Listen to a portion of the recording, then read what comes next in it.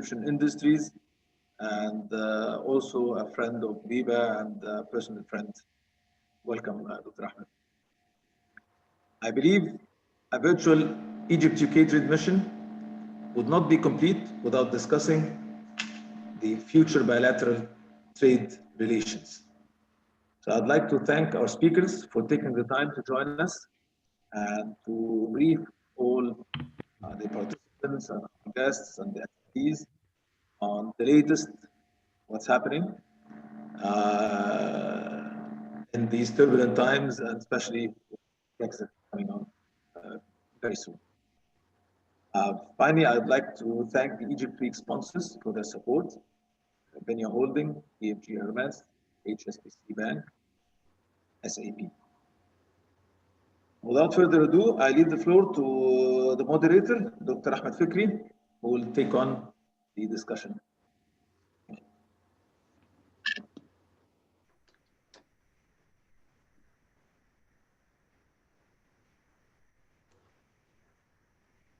Yes.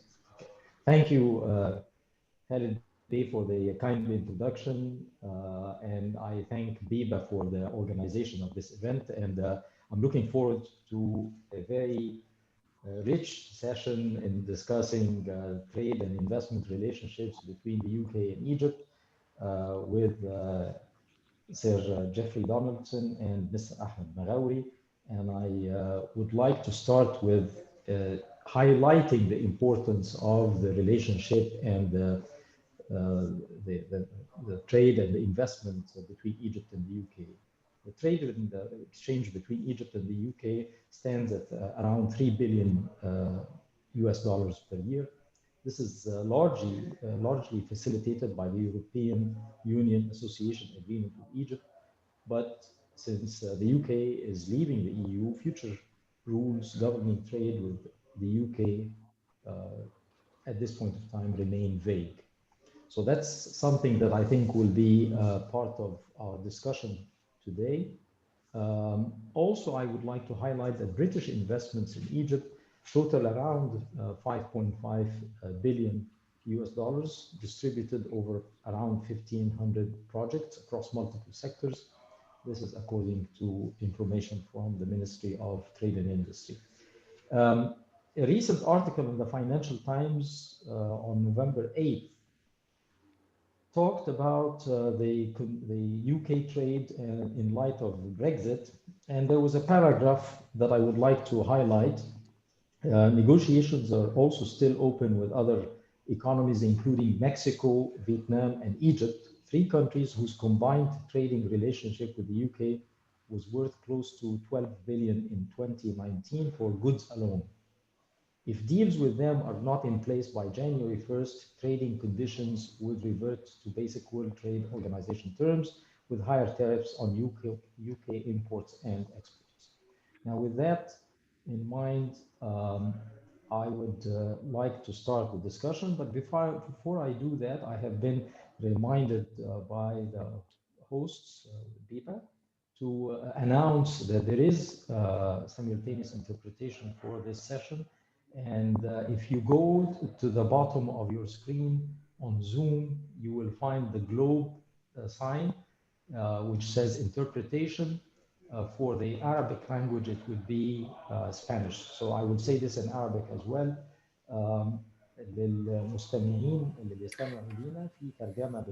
For the audience, you have interpretation service available in Arabic. At the bottom of the screen, you can see the globe icon entitled Interpretation. If you choose Spanish, then you can listen to the Arabic rendering. Invite Mr. Ahmed Marawi for the opening remarks of Her Excellency Nevine Gamea, the Minister of Trade and Industry. Mr. Ahmed, please go ahead. Thank you very much, Dr. Ahmed, for moderating the session and for inviting us to deliver a speech on a very important event. And definitely going to make the speech on behalf of Excellency Mr. Nevine Gamea, Actually, the speech is written in Arabic, so allow me to deliver the speech in Arabic, and then afterwards we may have the exchange in other languages as you will. So if I may start. بسم الله الرحمن الرحيم. السيد جيفري دونالدسون Your Excellency, Sir Jeffrey Donaldson, UK Trade Envoy to Egypt, Mr. Khaled Nusayr, members of the BEBA, ladies and gentlemen, it gives me great pleasure and honor to give this speech on behalf of Her Excellency Nevine Gamea, and I would like to thank all the organizers for convening this important platform in order to explore investment opportunities between Egypt and the UK in trade, investment, and bilateral cooperation in general, especially in light of the common challenges posed by COVID-19. We also would like to shed light on the future trade relations after Brexit. Ladies and gentlemen, when it comes to economy and bilateral cooperation, I can assure you all that our relationship is very strong. It is strategic, rooted in deep history of cooperation, including trade, investment. This also is the great testament to the reflection of the political will of the two leadership of the two countries in order to increase the trade exchange and to increase the investment activity of British companies, especially after Brexit. Noteworthy here, Egypt in last October issued green bonds in London Exchange stock. It's the first of its kind in the Middle East and Africa region. We want to fund green projects in order to improve energy efficiency. This advances our common green journey and helps us address the consequences of the COVID-19 and also to address climate change in line with UN resolutions and conferences. This is a great turning point in our relationship after the Brexit and starting new trade relations with the world. UK is one of the most important trade partners when it comes to investment. Britain ranks first when it comes to FDI in the Egyptian market. We have more than 1,631 companies working in Egypt as of September last year, projects worth of 5.4 billion in different sectors, especially petroleum and gas investments. We want to increase that here in Egypt. We are confident in the ability of the British businessmen to help us get the know-how of technology in order to promote our local production. The British market, on the other hand, is one of the most important markets for our experts because these products have competitive edge and they are well received. And I think the trade agreement we are about to sign soon will facilitate this more. Trade exchange reached 2.1 billion sterling pounds compared to 1.9 sterling pounds in 2018. And we look forward to increase this starting of next January after signing the much awaited agreement. Ladies and gentlemen, the Egyptian government is keen to consolidate strong relations with the business associations in the UK in order to promote investment, trade in the future. BEBA is one of the pillars of this cooperation when it comes to economic exchange between Egypt and the UK. This moment serves as a golden opportunity to promote our trade between the two countries, given the unprecedented political will, because we want to maximize our Egyptian exports to Africa due to the African Continental Free Trade Area Agreement. We hope that we can achieve these targets and attract more investment opportunities to Egypt. Egypt, under the leadership of His Excellency Sisi, wants to achieve SDGs through focusing on a number of promising sectors, along with a reform plan. We also want to invite the private sector and create an added value to the market. Here, I'd like to refer to the transformational industry sector, as this is highly productive, can grow easily, can provide many job opportunities. This particular sector contributed to 10% growth in the first quarter of 2020. مقارنة ب 12.1% في الربع المناظر من العام الماضي. The number of the labor force increased this year compared to last year. Egypt, over the past years, adopted policies in order to have a diversified economic growth. Economic reform ranked first through a policy entitled Egypt's Vision 2030 in order to achieve an economic standing that puts Egypt in the first 30 countries all over the world.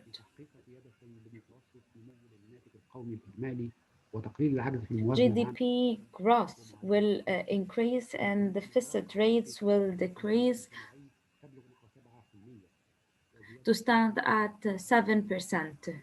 We want energy sector to contribute to 20% of the GDP compared to 13%.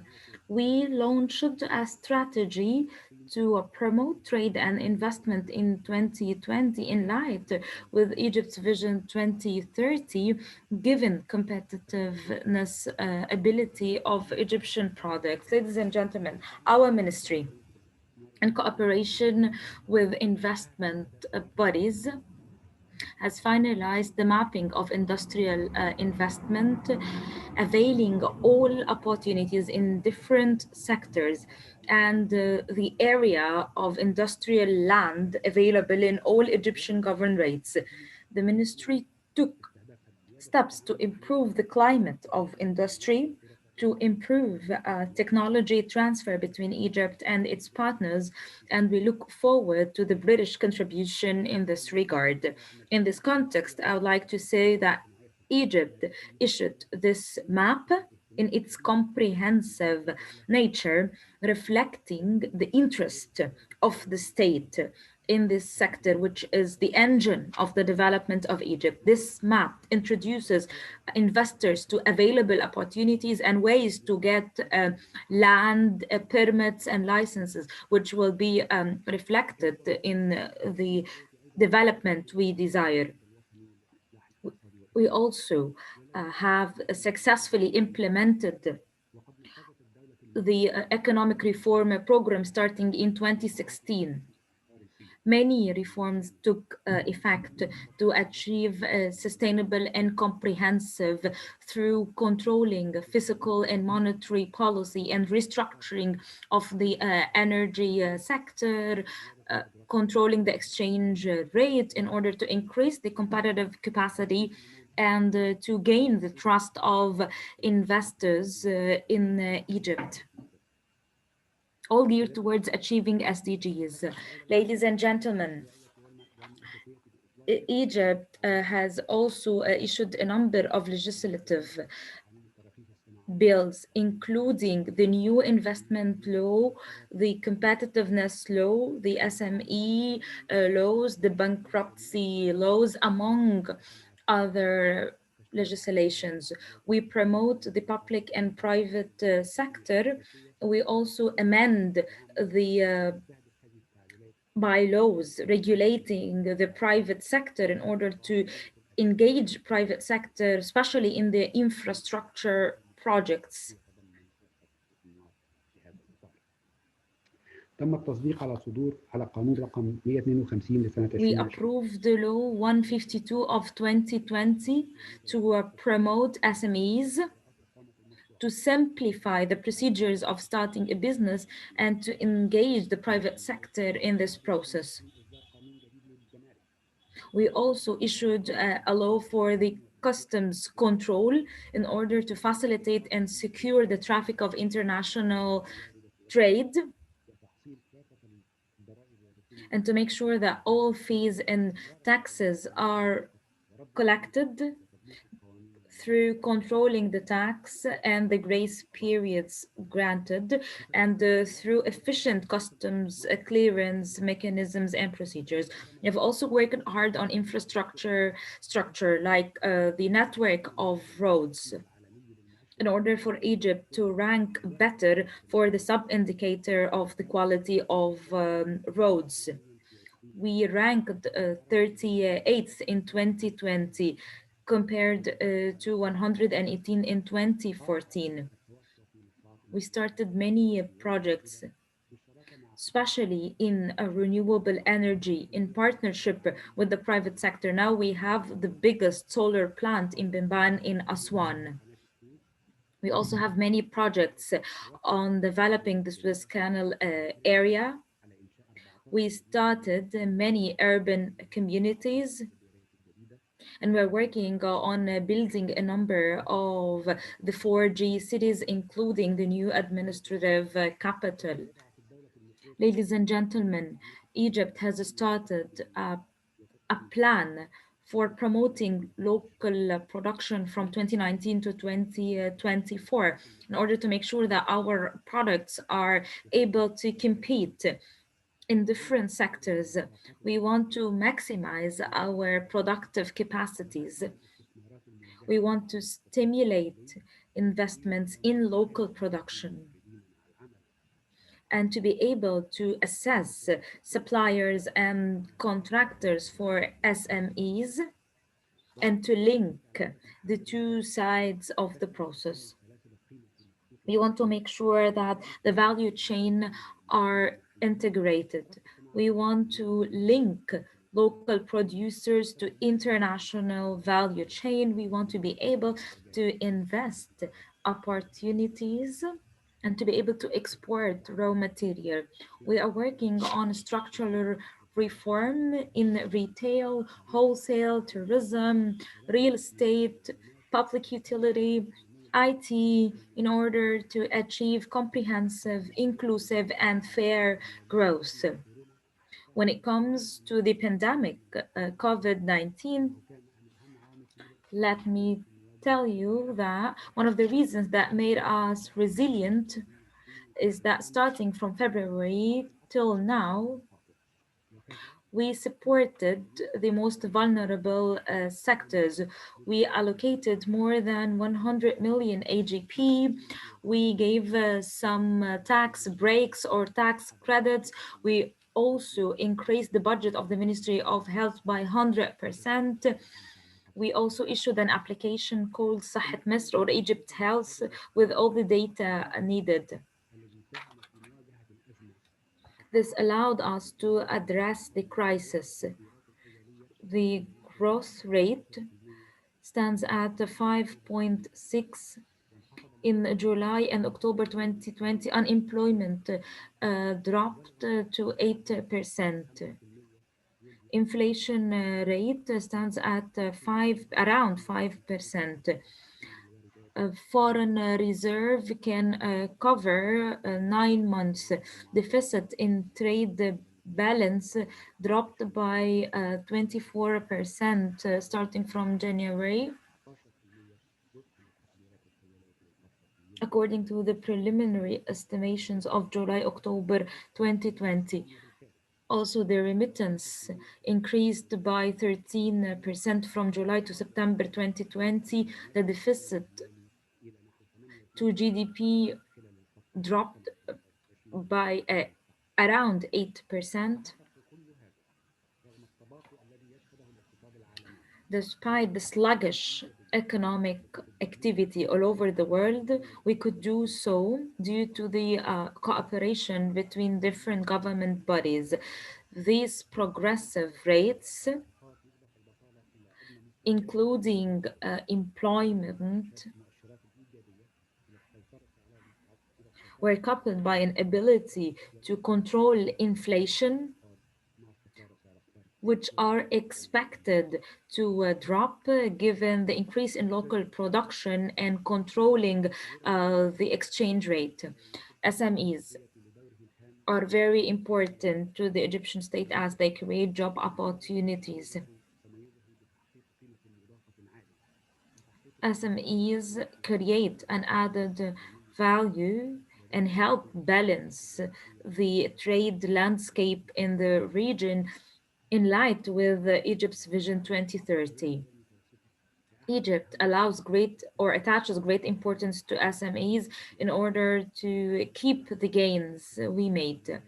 Egypt encourages all programs and initiatives to promote SMEs through expanding labor-intensive industrial complex and establishing new industrial cities like New Damietta city and other cities for plastic production.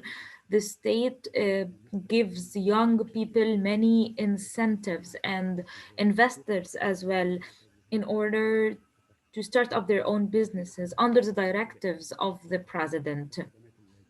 We provide all services to young people in order for them to be able to start their own businesses in order to have a young generation of businessmen.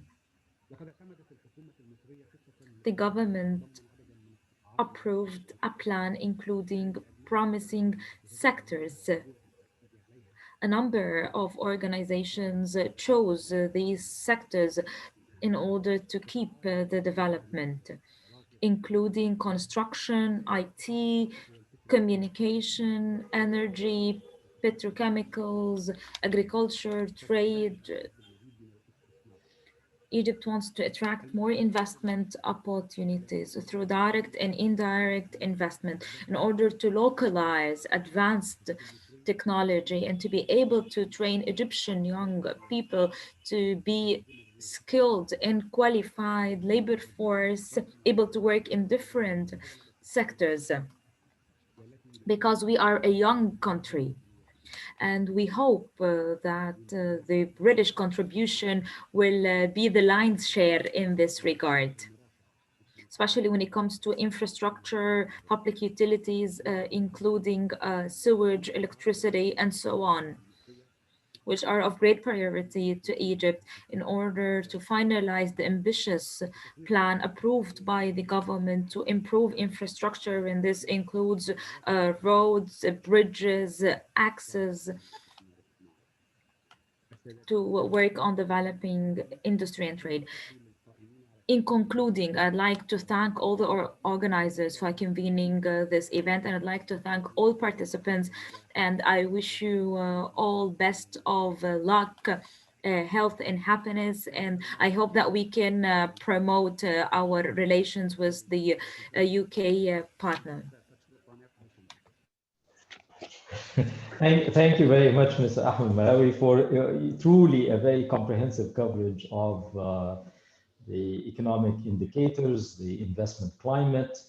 Actually, your emphasis on small and medium enterprises, and that's something that I have witnessed happening in Egypt, and we seem to have some challenges in attracting small and medium enterprises from Europe in particular, and in the UK in particular, because it's not as easy for them to find their way to come and invest in Egypt. And I think that's one of the issues that I think we need to tackle and take very seriously if we want to see more and small and medium enterprises from the UK investing in Egypt. But now let me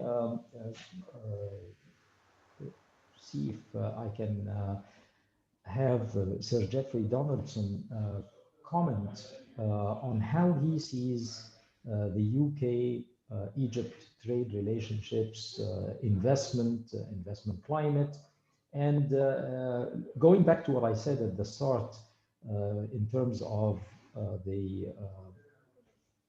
and we're coming very close to the end of the year. We're actually almost 6 weeks away from the end of the year. And my understanding is starting January 1st, we will go back to WTO trade relationship.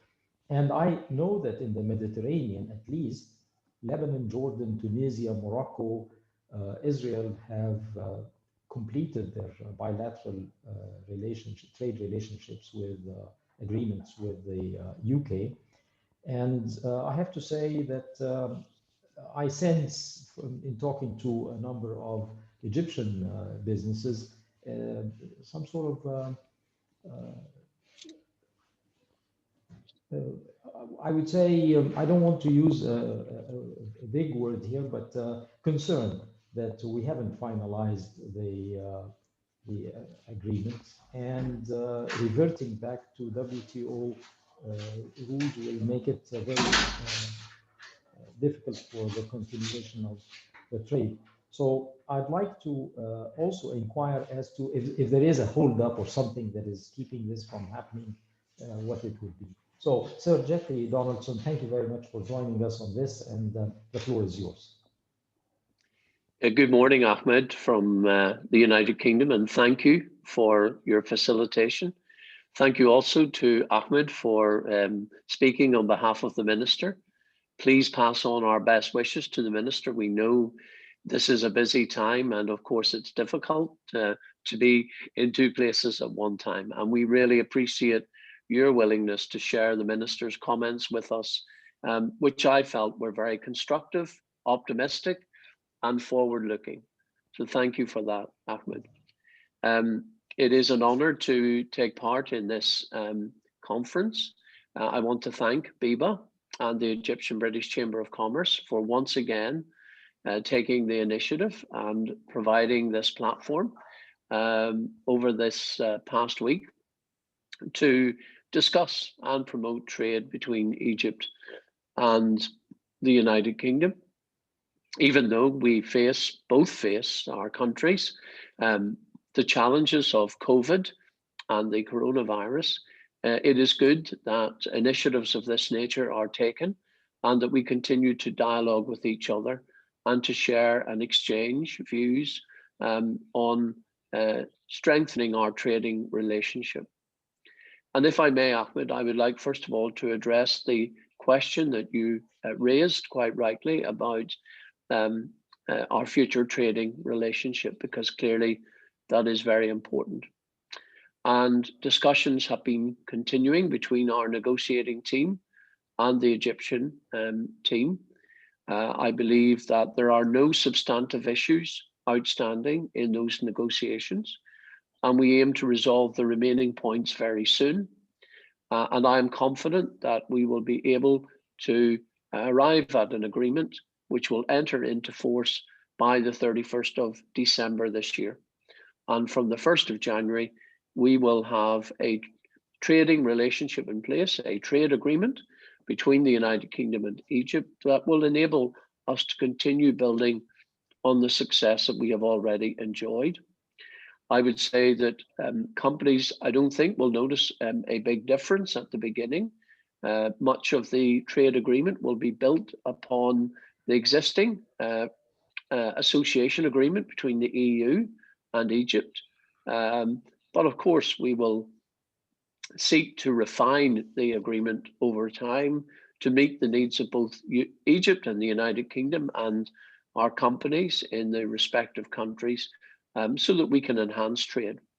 And I want to be clear at the beginning of my comments that our objective is to increase trade with Egypt. We see Egypt as a growing market. We see Egypt as a country that is investing in its infrastructure and in its most important asset, which is its human capital. And we want to work with Egypt in developing its infrastructure and investing in health and education, developing and growing the green economy in Egypt. We see huge opportunities with the green economy in Egypt for both UK and Egyptian companies and collaboration. But we see a myriad of other opportunities as well. And if I say nothing else this morning, Dr. Ahmed, I want to use the word opportunity as a UK trade envoy, because I believe that that is the most appropriate word in the context of our relationship. We are, of course, looking for stability. Egypt is a very important market for us in North Africa. We see Egypt as the gateway to Africa. That is why we have a very strong trade team based in Cairo, not only servicing the needs of UK companies wanting to trade with Egypt and to invest in Egypt, but also, crucially, setting the strategic direction for our trade policy across much of Africa. That's how important Egypt is to us and our future trading relationship. I want to say also that in developing the trade arrangements with Egypt, when we complete our transition and leave the European Union, we are keen to expand our trade with countries outside of Europe, as well as, of course, to continue having a strong trading relationship with the European Union itself. But Africa has been identified as a key growth area for the United Kingdom in our trade. And Egypt is one of the strongest elements in terms of the expansion of trade. I want to pick up also, Dr. Ahmed, on the very valid point you made about SMEs, about small and medium-sized enterprises. I think one of the most important things that both BEBA and the Egyptian British Chamber of Commerce have been doing in recent times is to reach out to SMEs in both Egypt and the United Kingdom to share the message of opportunity in Egypt. And certainly as trade envoy, I've spent quite a bit of my time engaging with chambers of commerce across the United Kingdom in spreading the message of opportunity for small businesses in Egypt, not only in terms of trade, but also in terms of collaboration, finding a business partner in Egypt and working together so that trade is in both directions, and that they can seize the opportunities of what is one of the rapidly expanding markets in the world today. Egypt is one of the fastest growing markets across the globe, and we recognize that and its strategic importance. So the current negotiations leading to a trade agreement between Egypt and the UK will, I believe, provide the platform for expanding our trade and for growing the level of UK investment in Egypt. You have referred previously to investment in Egypt. Ahmed, in his comments, $5.5 billion US of investment from the UK. And we are working on a number of large projects which will significantly expand that level of investment in Egypt. But it is not just the big projects that we're interested in. We are also interested in those small and medium-sized enterprises trading with Egypt, particularly in developing the green economy, in agri-food, for example, in engineering, in manufacturing. And it will not surprise you that when I speak of Egypt, I often make reference to the Suez Canal economic zone. When I look at the entire region, I see the Suez Canal economic zone as being of significant geopolitical importance in the entire region. And that's why I've been marketing the zone to UK companies, because I believe if you're interested in trading in North Africa, in the Middle East, in the Mediterranean, in the Gulf region, in East Africa, then the Suez Canal Economic Zone is the ideal location for UK companies to base operations for trade around the entire region. And it's a very attractive proposition. And I had the opportunity recently to have some discussions with engineer Yahya Zaki, who is heading up the team. We look forward to building on that cooperation and developing the opportunities on the Suez Canal Economic Zone. And certainly I will be encouraging more UK companies as they seek to expand their global operations to look at the zone as being an excellent location for part of their global operations as they look to markets in that entire region. Ahmed referred to the investment in infrastructure in his comments, and in particular the new cities that are being created in Egypt. Egypt's population is growing by over 1 million people a year. It's an incredible statistic, and yet that presents huge challenges to the Egyptian government in terms of providing for that expanding population, housing, healthcare, education, and the infrastructure that's needed to move people around. And in every aspect of that expansion, there are opportunities for UK companies to partner with Egyptian companies to take forward some of that work, whether it is building new cities, building new roads, building new railways, building new hospitals, building new universities or schools.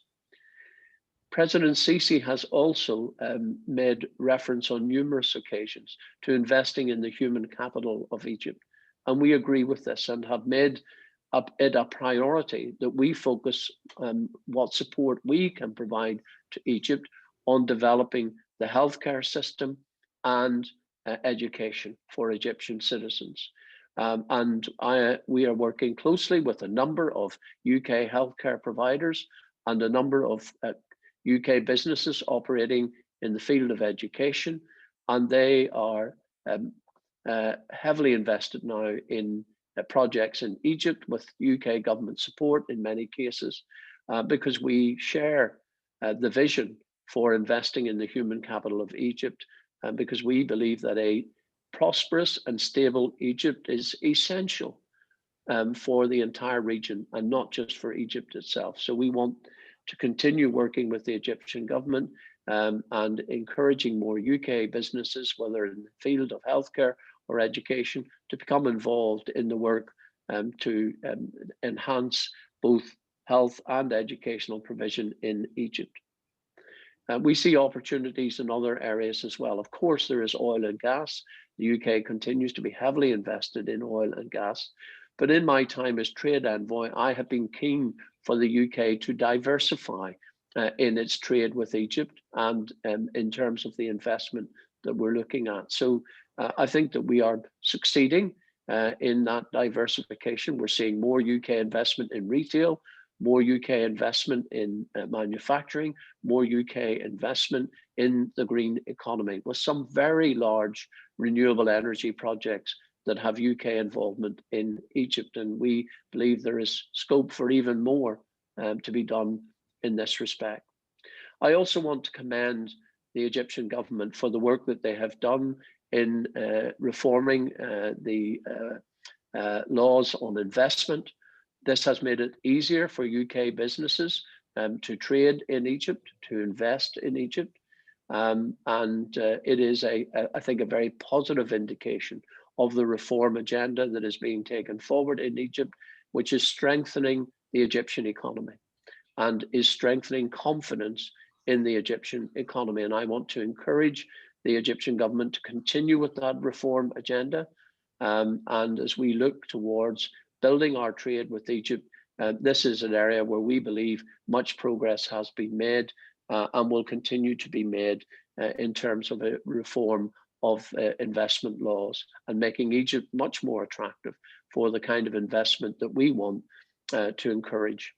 Of course, investment works both ways, and the UK is keen to attract more Egyptian investment in the United Kingdom. And indeed, this week, our Prime Minister and our Chancellor of the Exchequer have taken initiatives to attract more investment into the United Kingdom.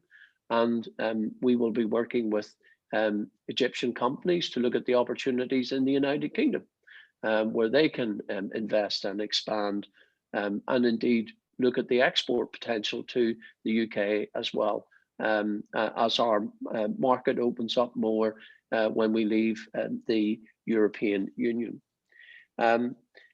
So, Dr. Ahmed, really I see great opportunity, and you will have gathered by my comments that I am an enthusiast for promoting trade with Egypt and encouraging more investment between our two countries.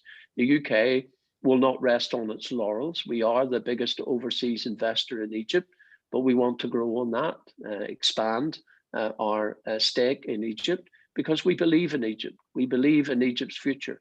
We want to invest in Egypt's future. We recognize the importance that Egypt has in the region, the role that it plays in bringing stability to a region that can sometimes be quite troubled. We believe that Egypt is the gateway to Africa.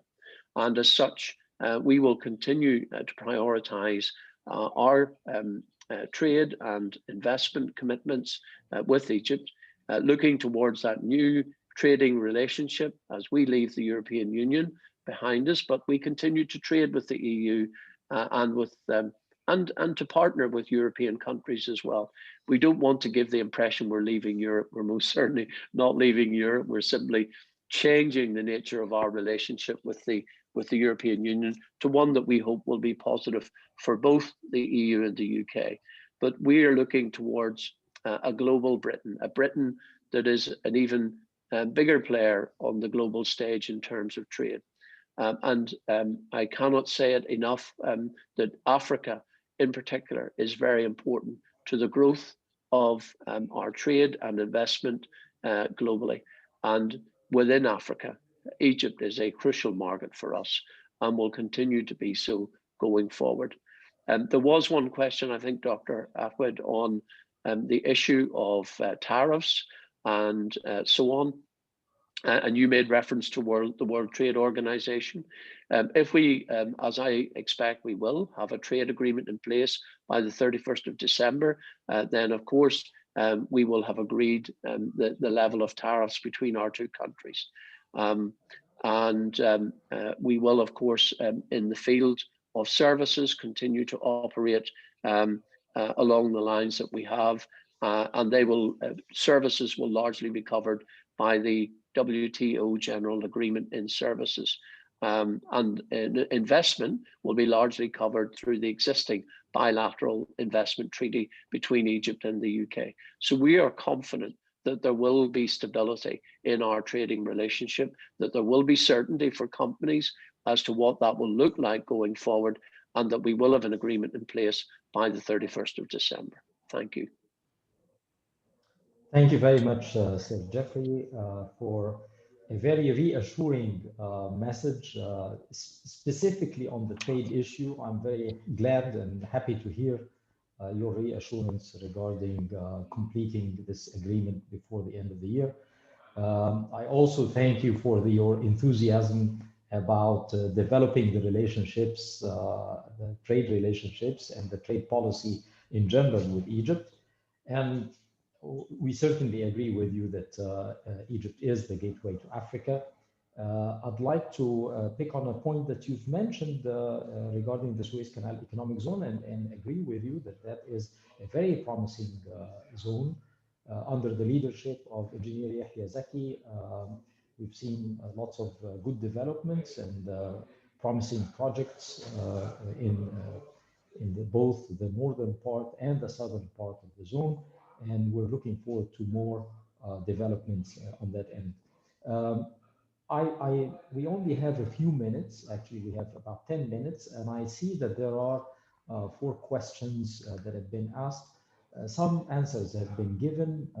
Dua Abdul Minan from Al Ahram asked about whether the UK will be expecting to extend anything to Egypt in the trade sector in light of the second wave of COVID-19, and how Brexit is expected to affect trade ties between Egypt and the UK. I think we've addressed the part about the trade ties. Mohammed Hanafi asked a question about the automotive industry and the imports and rules of origin, whether the rules of origin will be the same that apply to the EU imports and the Euro 1, and how that, the mechanisms of how that will go. So that's another quick question. And the last question I have from Mr. Sameh Gabra, it is addressed to Sir Donaldson, saying thank you for mentioning and advocating for esports, Saeed. From your point of view, what is missing from Egypt's side to encourage UK companies to invest in this promising region? Thank you. So, Sir Donaldson, if you can share with us your views on these questions, and then Mr. Ahmed Maghawi, if you have any remarks, that would be welcome. So, Sir Jeffrey, please. Thank you, Dr. Ahmed. Yes, as I said in my comments, I believe there are great opportunities in the Suez Canal economic zone. I have visited East Port Said and been very impressed by the facilities that are there. Equally, Port Sukna in the south. I think that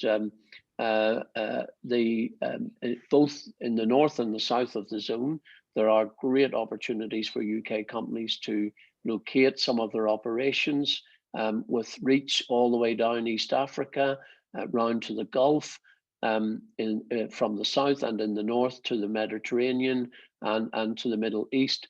I think that, again, in terms of building the infrastructure on the zone, in terms of using the zone as a base for UK companies, there are, I think, those opportunities there. Over the next 12 months, I will continue to work in promoting the zone as part of the opportunity in Egypt for UK companies, citing the investment there's been in infrastructure, in particular in East Port Said, but also I know in Port Sukna, there are plans for developing the infrastructure there as well. And of course, along the route of the Suez Canal, further investment and linking the zone with the new Cairo city. So there's a lot going on there that I think provides many opportunities for UK companies. Any comments on the rules of origin and trade, especially on the automotive, because the tariffs, as you know, are quite high on automobiles, and so the UK manufactured vehicles under the EU association agreement were coming at zero duty with when they have a Euro 1. And there is concern now that imports from the UK, okay, you've given the reassurance that by the end of the year that it will be fine, but the details of how that will be done, will people who are importing be requested to bring a Euro 1 with the vehicles, or will there be other mechanisms, or is that has been decided? Maybe that has not yet been decided. So if you have any comments on that, that would be appreciated. Yes, of course.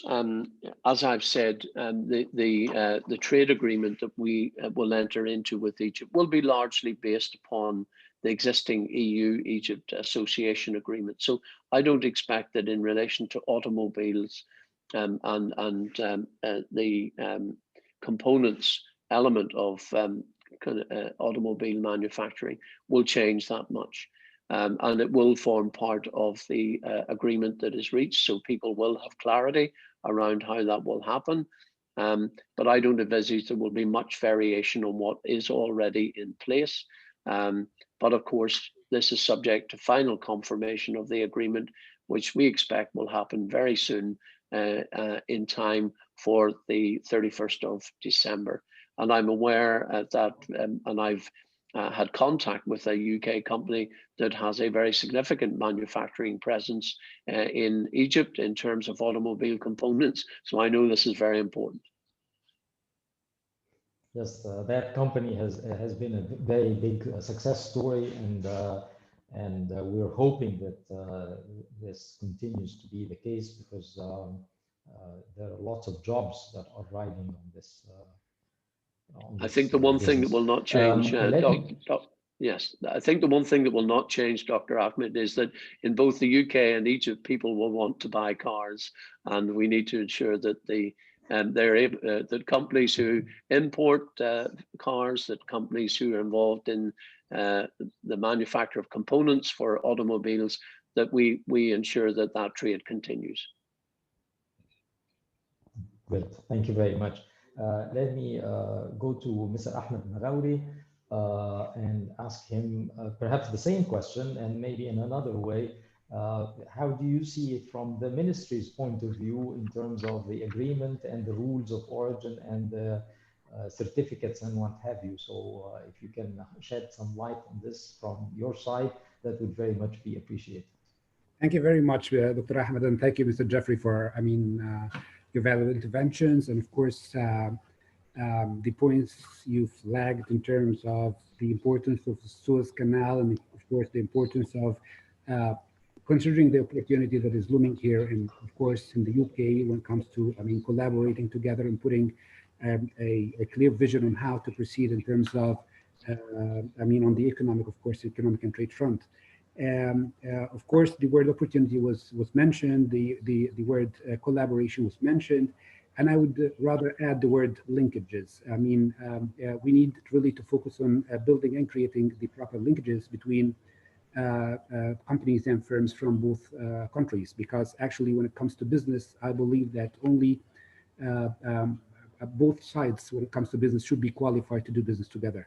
They would come to an eventual win-win scenario that would bring benefit to everyone. Of course, the role of the government here is quite obvious and clear. The governments are doing their best to build the regulatory framework, governmental regulatory framework when it comes to the agreement, of course, with the aspiration to make our future trade relations even bigger, and of course investments as well. So we are doing our best, and it's about time for the business community to build their own business modalities in terms of how to proceed, given the of course the opportunity that is that we're trying to provide. When it comes to the very issue of the agreement and the negotiations, I believe that we are about to sign the agreement. Many things have been resolved, including with respect to the rules of origin, of course. As Mr. Jeffrey Donaldson has rightly mentioned, we are basing our negotiations on what we have already in the Egypt EU Association Agreement. It comes to some, headings or maybe HS codes that are being revised in both countries, given, of course, the specificity of the given HS code and given sector in both countries, and of course the very specific nature of the sector in each country. Let me assure you that one of the things that we are trying to as well discuss here is the possibility of easing things, or making them easier in terms of course, the regulatory part. I'm not talking now about the tariff structure, but I'm talking about the NTBs and, of course, about the rules of origin. I believe that once the agreement is signed, the business community in both countries will be happy when they get to read about the rules of origin, of course, and about the way the governments are willing to address NTBs that would face their exports. The point here is actually to find the real connection. If we can get more investments from the UK on Egypt, and of course vice versa, I believe that it is of the interest of both governments to make the life of the investors easier. Because of course, when I bring an investor from the UK to invest in Egypt, he will be willing to maybe export back to the UK. So the British investor himself would be really happy if if he could do business on clear and simple terms. Let's jump to conclusions. Things are being fine-tuned in the agreement, and definitely everything is going to be declared and shared. And I believe that the business community from my country, I believe Mr. Jeffrey, I believe the same is happening at your end.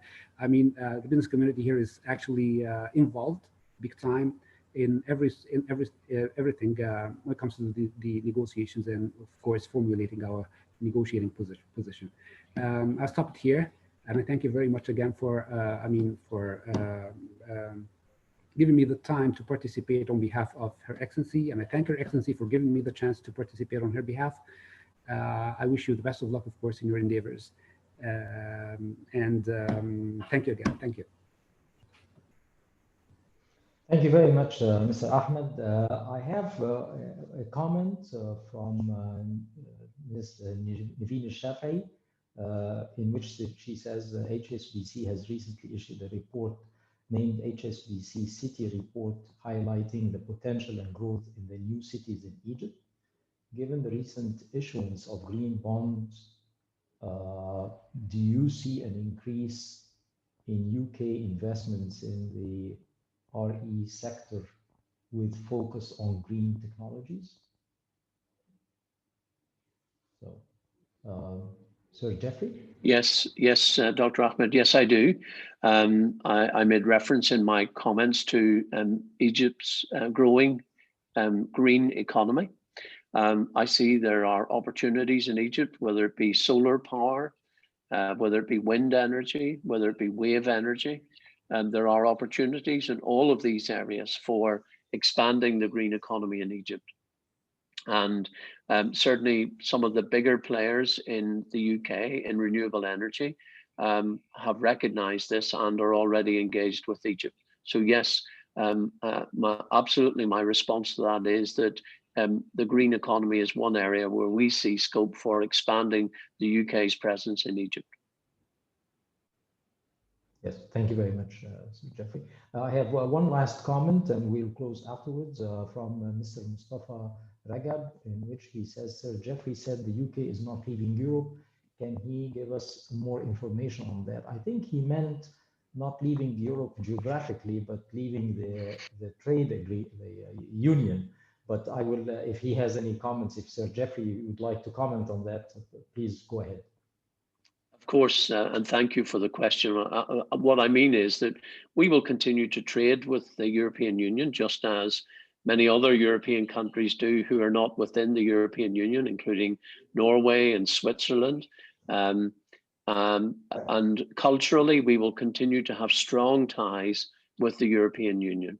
But of course, we are leaving the European Union in terms of our presence in the single market.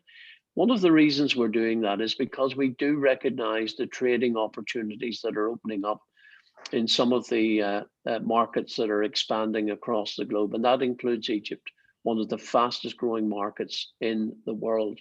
So much of our direction of travel is driven by the desire to enhance our global trade, to take advantage of the opportunities that we believe are developing in countries like Egypt. So we will continue to have a strong relationship with the European Union. We will continue to be a very strong economic player in Europe itself, but looking towards global expansion of our trade. Great. Thank you very, very much. Let me close, and before I close, I'd like to thank Sir Jeffrey Donaldson. I would like to thank Mr. Ahmed Maghaouri, the Ministry of Trade and Industry, and I certainly would like to thank BEBA and the team that has helped organize this session. It has been a very fruitful and rich session, and so I thank you very much, and best wishes. Thank you. Thank you. Thank you.